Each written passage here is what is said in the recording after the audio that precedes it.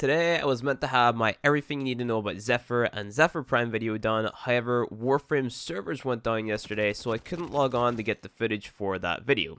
So, in my downtime, I took to YouTube to watch stuff, obviously, because that's what you do on YouTube, and I came across a sponsored video by Level Cap covering the game that you're currently watching on screen called Iron Sight. You might be like, whoa, Flynn, wait, this isn't Warframe, and this isn't anything like Warframe at all. So, for you to understand why I'm covering a fast-paced arcade-like first-person shooter, you kind of have to understand my background and what I originally set out to be on YouTube. Believe it or not, I never started YouTube with the intention of being a Warframe YouTuber. The title or tag was just kind of thrown on me because of my successful guide series, The Beginner Guides. I actually started YouTube uploading nothing but high kill streak Call of Duty gameplays. I no-lifed the shit out of Call of Duty Advanced Warfare and played one game mode Uplink specifically, so much to the point that I was ranked 3rd in the world on the leaderboards for that game mode on the PS4. I owe so much to that game, as it's the game that essentially got me started on YouTube.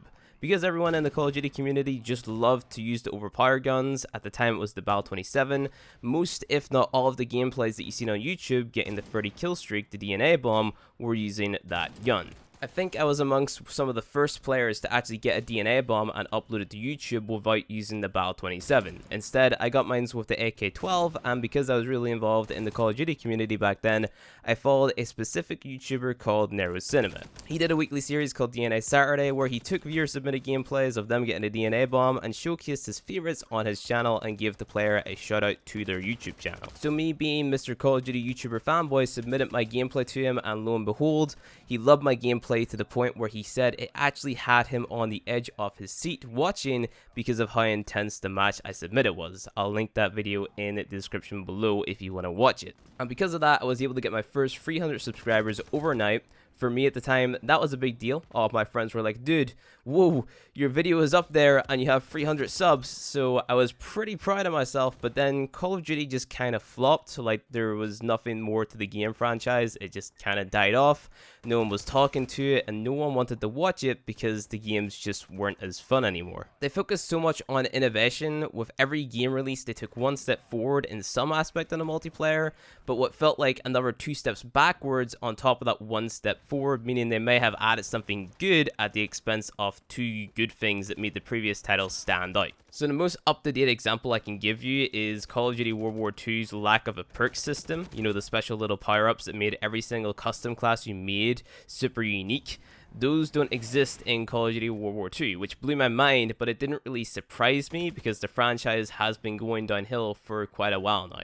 And that is what brings us here. For the past 3 years, I've been looking for a first-person shooter that simply fills the need for that fast-paced gameplay, a noticeable skill gap, instant high-quality matchmaking, and a high enough level of progression and customization that keeps me interested. This is why I present to you guys Iron Sight, a game that I'm willing to show to my audience on YouTube and invest money into because I believe in the product that has been produced and released to the public. Not gonna lie, this game in its current state has issues, such as in some cases terrible map design, trade kills, seeing the enemy that you just killed spawn right in front of you, issues that can be fixed with the help of an active and positive community. I've taken a look at the developer's social media and it's really apparent, to me at least, that they're trying to market this game.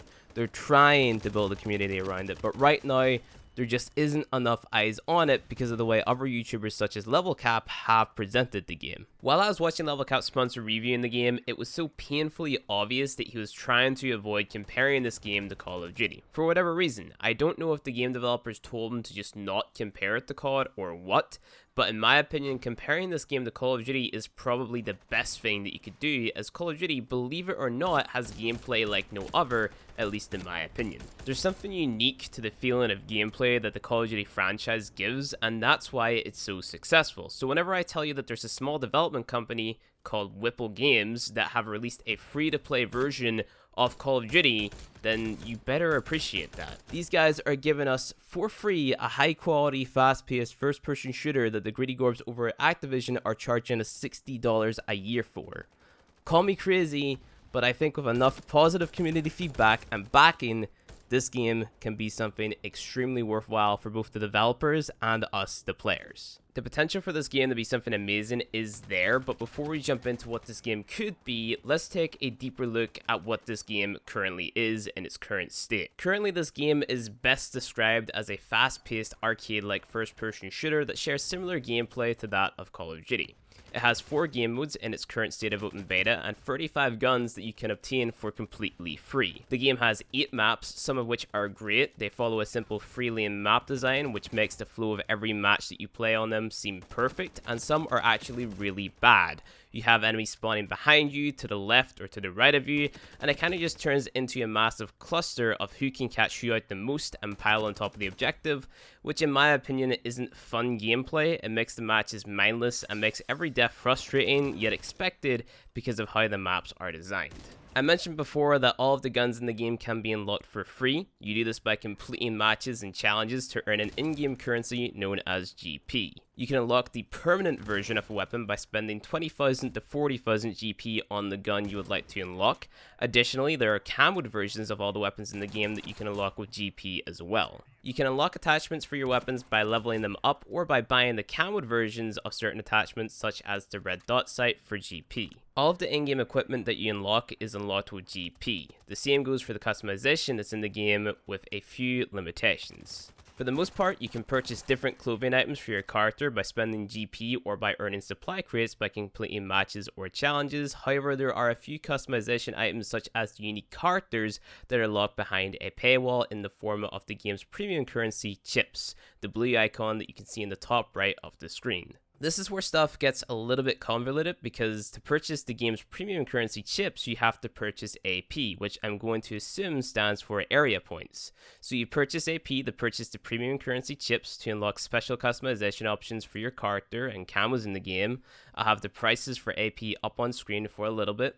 It would have made more sense if they just made it so that you could directly purchase chips, but Area Games is actually the publisher for this game, and Whipple Games are the developers, so I'm guessing this is Area Games' method of forcing their weird monetization policies into Ironsight, which in my opinion is a bad thing, and it's really the only major downside that I can think of whenever it comes to this game. Because everything has to go through a publisher who I have no doubt have done a lot of market research into what gamers want nowadays, these guys have a lot of influence on how this game actually turns out, which in my opinion is a bad thing. Take for example Warframe. Publishers literally refused to take the game idea on board simply because the game had a sci-fi theme, and the market research suggested that gamers or people in general hated sci-fi media.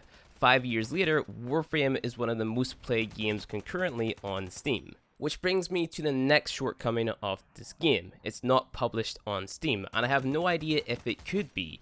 Area Games have their own website that you can go to and sign up for before you can even download the game.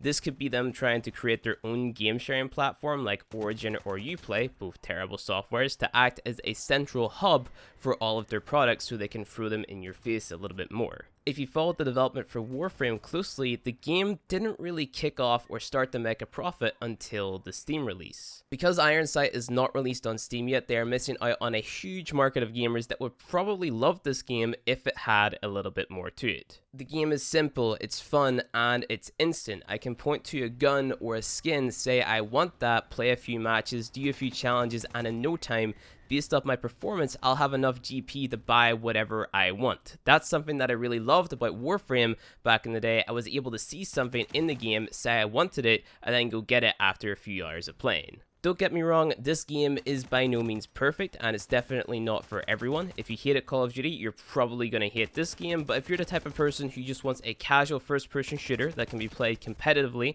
and has a decent skill gap in the right environment, then this game might be for you. It has issues that with the help of a strong community can and hopefully will be fixed, but the product that they have put out, in my opinion, is so strong that I can't just turn a blind eye to it. It has quick play, it has a competitive mode, private matches, character customization, a wide variety of attachments and camos, a progression system, challenges, a variety of different guns and equipment, all for free. Heck, even the launch trailer for this game gives AAA developers like Treyarch a run for their money because of how well put together it is. I know that I might sound a little bit fanboyant in this video, but I really want to see how this game turns out in the future because there's so much potential here. We could have co-op survival modes, we could have more maps, more competitive modes, and if it's done right, even esports. Who knows? But it's not going to happen if the right people don't pick this game up, play it, and get involved with the community. In the description below, there's going to be links to a sign-up page for the game so you can download it for free. I'm also going to include links to the social media for the game and a community Discord that's been set up where the developers interact with the community, take feedback on board, and much more. So I urge you to give this game a shot if you're into first-person shooters. It's free and you really have nothing to lose. But all of that being said, that is about it for the video. I am planning on covering this game on the YouTube channel in the future, making it everything you need to know about videos for all of the weapons in the game, as well as doing like best class setups and stuff like that after I kind of break down the game a little bit more on the channel and kind of introduce more people to it. But we'll have our regular Warframe videos uploaded this week as well. So tomorrow there will be a everything you need to know about Frost video up, and then I will hopefully have the everything you need to know about Zephyr video up by like, let's say Tuesday or Wednesday if everything goes to plan, because as I'm recording this video, I'm pretty sure the Warframe servers are actually still having issues, and this is actually on Sunday, so the day that this video is being released.